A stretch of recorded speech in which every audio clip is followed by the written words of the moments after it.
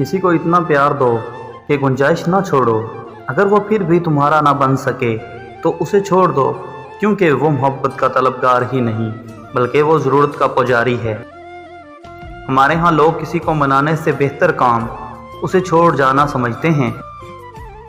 बेशक औरत हर चीज़ बांट सकती है, कुछ नहीं बांट सकती तो वो है एक पसंदीदा मर्द। तुम्हें पता है स्याह बख्त किसे कहते हैं? वो जिसकी ज़ुबान मोहब्बत के दावों से तर हो और हाथ मोहब्बत की लकीरों से महरूम। जो वालिद की कदर करता है वो कभी गरीब नहीं होता, और माँ की कदर करने वाला कभी बदनसीब नहीं होता। मैं मोहब्बत के ख़िलाफ़ बिल्कुल नहीं हूँ। मैं मोहब्बत के नाम पर किसी का दिल तोड़कर उसे ख़त्म कर देने के ख़िलाफ़ हूँ।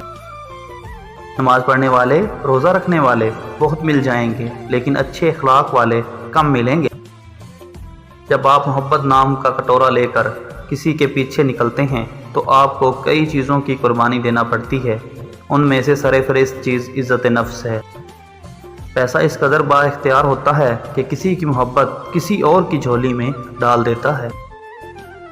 मर्द की मोहब्बत और हवस में फ़र्क ये होता है कि हवस वाला मर्द औरत को शादी के नाम पर बहाने बनाने लग जाता है, जबकि सच्ची मोहब्बत वाला मर्द सीधा निकाह करेगा।